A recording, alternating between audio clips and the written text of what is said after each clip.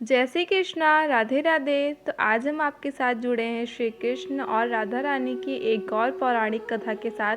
तो चलिए शुरू करते हैं।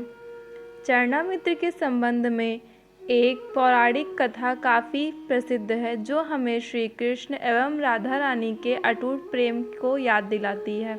कहते हैं कि एक बार नंदलाल काफ़ी बीमार पड़ गए। कोई दवा या जड़ी बूटी उन पर बेअसर साबित हो रही थी। तभी श्री कृष्ण ने स्वयं ही गोपियों से एक ऐसा उपाय करने को कहा जिसे सुन गोपियां दुविधा में पड़ गईं। दरअसल श्री कृष्ण ने गोपियों से उन्हें चरणामृत पिलाने को कहा। उनका मानना था कि उनके परम भक्त या फिर जो उनसे अति प्रेम करता है तथा उनकी चिंता करता है, यदि उसके पाँव को धोने के लिए इस्तेमाल हुए जल को वे ग्रहण कर ले तो वे निश्चित ही ठीक हो जाएंगे। लेकिन दूसरी ओर गोपियां और भी चिंतित पड़ गईं। श्री कृष्ण उन गोपियों के लिए बेहद महत्वपूर्ण थे। वे सभी उनकी परम भक्त थी, लेकिन इस उपाय के निष्फल होने की चिंता सता रही थी। उनके मन में बार बार आ रहा था कि यदि उनमें से किसी एक गोपी ने अपने पाँव के इस्तेमाल से चरणामृत बना लिया और कृष्ण जी को पीने के लिए दिया तो वह परम भक्त का कार्य तो कर देगी, परंतु किन्हीं कारणों से कान्हा ठीक न हुए तो उसे नर्क भोगना पड़ेगा। अब सभी गोपियां व्याकुल होकर श्री कृष्ण की ओर ताक रही थी और किसी अन्य उपाय के बारे में सोच रही थी कि वहां श्री कृष्ण की प्रिय राधा रानी आईं।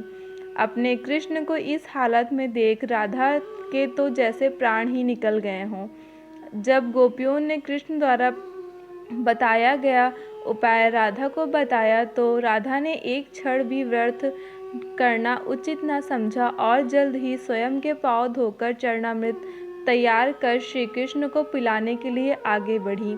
राधा जानती थी कि वे क्या कर रही हैं।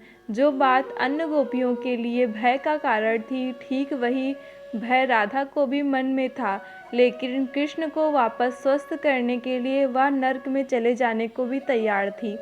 आखिरकार कान्हा ने चरणामृत ग्रहण किया और देखते ही देखते वे ठीक हो गए, क्योंकि वह राधा ही थी जिनके प्यार एवं सच्ची निष्ठा से श्री कृष्ण तुरंत स्वस्थ हो गए। अपने कृष्ण को निरोग देखने के लिए राधा जी ने एक बार भी स्वयं के भविष्य की चिंता ना की और वही किया जो उनका धर्म था। तो इसी के साथ हमारी आज की कथा समाप्त होती है। आशा करती हूँ आपको ये कथा पसंद आई होगी। अगर आपको ये कथा पसंद आई तो प्लीज़ हमारे चैनल कानूज़ वर्ल्ड को लाइक, शेयर एंड सब्सक्राइब करें। जय श्री कृष्णा, राधे राधे। सभी लोग हमेशा स्वस्थ रहें और मस्त रहें।